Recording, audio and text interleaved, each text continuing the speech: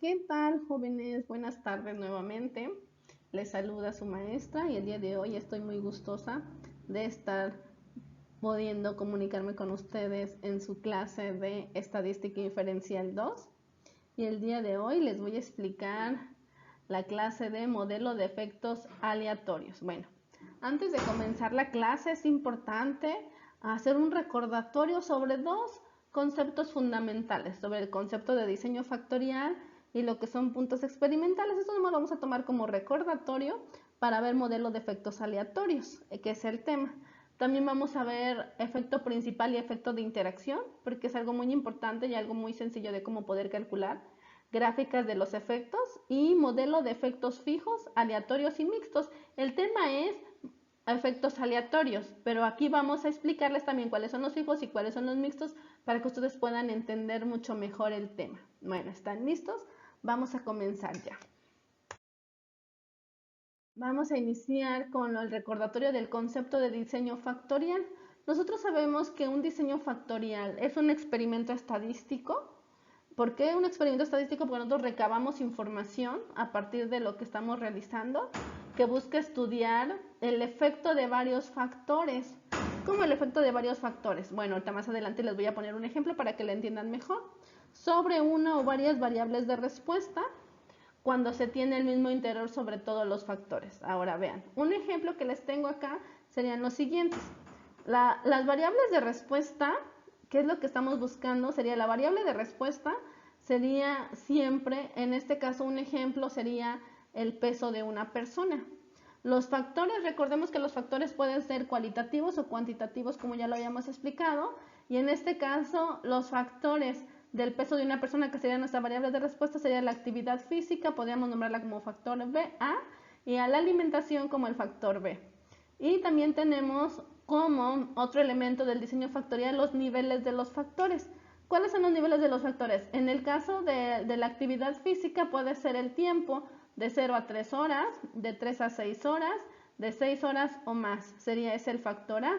Y en cuanto a la alimentación, puede ser, los factores de la alimentación puede ser buena y mala, serían los dos niveles. Entonces, con este ejemplo espero que ya hayan recordado lo del diseño factorial. Vamos a ver el siguiente recordatorio. El siguiente recordatorio es que definimos cada diseño factorial de acuerdo al número de sus niveles y factores, obteniendo así las unidades experimentales. O también puede tener otro nombre dependiendo del libro que estemos trabajando. Algunos también les llaman, no le llaman unidades experimentales, les tienen otro nombre. Por ejemplo, aquí está un ejemplo, en el peso de la persona lo que teníamos los dos factores, lo que es la actividad física y la alimentación, que son los dos factores que influyen en la variable de respuesta, que es peso de una persona, sería, tenemos tres niveles, que sería un nivel de 0 a 3 horas, otro nivel de 3 a 6 horas y el último nivel sería de 6 horas o más, que serían aquí tenemos tres factores y en cuanto a tres niveles, perdón, y en cuanto a buena y mala serían 2, entonces si multiplicamos 3 por 2 serían 6 unidades experimentales las que vamos a obtener.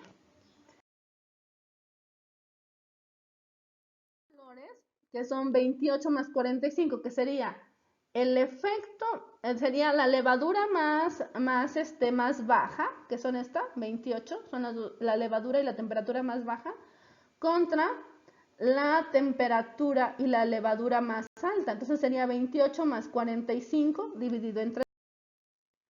Entonces, como podemos observar en conclusión ya de este primer ejercicio, sería que la temperatura influye en el rendimiento y que la interacción entre la temperatura y la levadura, por supuesto que influyen en un 15.5%.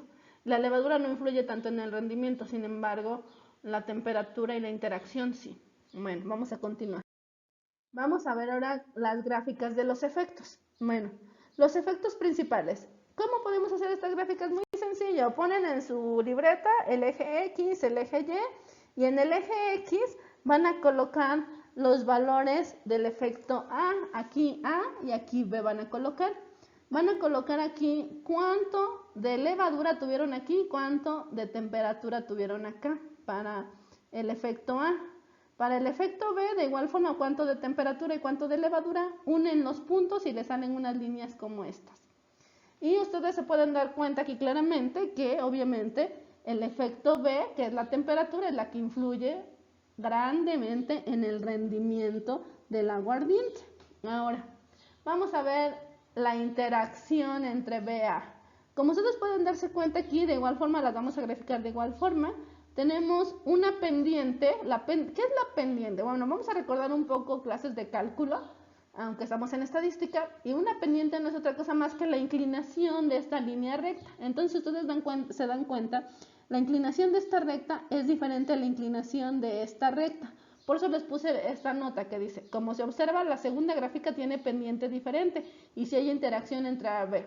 Siempre y cuando que las dos gráficas tengan pendientes diferentes, como en este caso, únicamente cuando estamos en la interacción.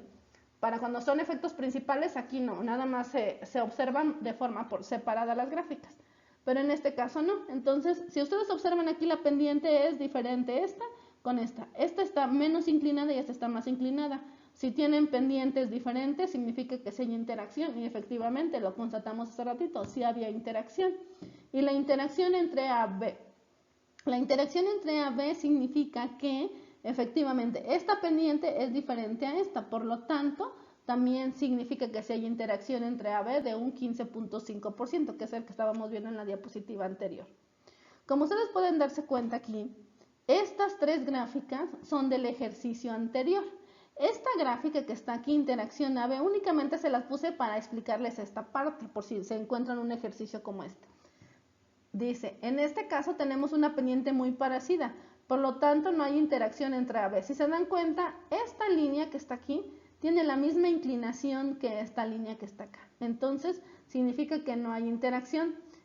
También de igual forma se dice que no hay interacción entre A y B si las gráficas son paralelas o horizontales. ¿Cómo paralelas? Nosotros recordemos el concepto de rectas paralelas o líneas paralelas, son aquellas que jamás se juntan en un punto. Por ejemplo, si tuviéramos una línea así y otra línea así, que nos quedara ahí, no hay interacción. O también si nos quedan horizontales, es decir, que nos quedaran de esta forma, una así y la otra así. Entonces significaría tampoco que son horizontales. Esta gráfica no es del ejemplo, esta gráfica se la puse únicamente para explicar esta parte. Bueno, vamos con la siguiente diapositiva. Ahora sí, el modelo de efectos, miren. El modelo de efectos, nosotros tenemos los que nos pide el temario que estudiemos es el de efectos aleatorios. Sin embargo, es importante que yo les explique los fijos y los mixtos para que ustedes le tomen mayor interés y para que le entiendan mucho mejor. Entonces, veamos. Los efectos pueden ser de tres tipos, como comentábamos, fijos, aleatorios y mixtos. Vamos a ver los fijos. ¿Por qué se llaman efectos fijos? Se llaman efectos fijos, jóvenes, cuando utiliza todos los niveles disponibles de los factores. ¿Qué significa eso? Vamos a poner un ejemplo para que me entiendan mucho mejor. Suponiendo que tenemos una carrera y un auto, este auto que está acá, puede usar 4 tipos de llantas. Tenemos de la marca Michelin, Pirelli, Goodyear, Toyota y usa las 4 llantas en esa carrera. Por eso es que es modelo de efectos fijos, porque tengo 4 llantas y uso las 4 llantas. ¿Estamos hasta aquí? Yo espero que sí vayan entendiéndome hasta aquí. Vamos con lo que es el tema en sí, el aleatorio. El aleatorio, ¿por qué se llama así? Porque utiliza algunos de los niveles disponibles de los factores. Es decir, un ejemplo, el mismo auto que tenemos aquí de la misma carrera puede usar 5 tipos de gasolina. Sin embargo, no usó los 3, sino solo, perdón, aquí me equivoqué. Sin embargo, no usó los 5, sino solo 3. Entonces se llama modelo de efectos aleatorios. Aquí le omiten este 3 y en lugar de este 3 es 5. Entonces sería que de los 5 que tiene, solo usó 3. Entonces, dejó de usar 2. Entonces, por eso es que se llama modelo de efectos aleatorios, porque pudo haber sido que hubiera elegido esos 2 también, pero no los usó. Ese se llama aleatorios. Y finalmente los mixtos, aquí como se observa en la figurita, pues tienen la combinación de las dos, tanto los fijos como aleatorios, entonces se llaman mixtos. Ahora, a lo mejor a ustedes les surgirá una duda, como yo cuando era estudiante. ¿Qué sucede cuando yo tengo un modelo de diseño factorial de efectos fijos, aleatorios y mixtos, ¿lo tengo que resolver de diferente manera? No. Por eso les puse aquí una nota. Ojo con esta nota. Al hacer los ejercicios se hacen exactamente igual, no importa qué tipo de efecto sea. Lo único que va a cambiar es lo que les voy a explicar en la siguiente diapositiva. Pero de hecho se hace todo igual, se saca la tabla nova, se hace el análisis con las mismas fórmulas que ustedes ya tienen del último video. Se hace todo exactamente igual. Lo único que cambia es para el efecto fijo. Para lo que es el efecto fijo, lo único que cambia es que la varianza, nosotros recordemos que este símbolo de sigma al cuadrado significa varianza. Entonces la varianza va a ser igual a CME. El CME, recordemos que es C de cuadrado, M de medio y E de error. Cuadrado medio del error. Y la varianza de la variable de respuesta va a ser igual a el cuadrado medio del error, lo que es la varianza. Hasta aquí, ese va a ser el efecto fijo. Ahora, veamos, el efecto aleatorio. Para el efecto aleatorio, lo que nosotros hacemos es de igual forma tomar como base el cuadrado medio del error, que en este caso sería la varianza, pero ahora, la varianza de la interacción de AB va a ser igual al cuadrado medio de AB. Eso los podemos encontrar en nuestra tabla nova, recordemos. El cuadrado medio de AB lo vamos a restar con el cuadrado medio del error y esto lo vamos a dividir entre n.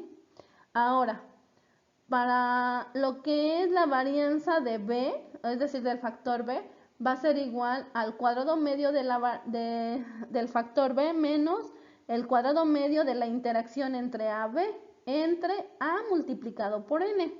Y la varianza de A, así es como se lee este símbolo, va a ser igual al cuadrado medio de A menos el cuadrado medio de la interacción entre AB entre B multiplicado por n.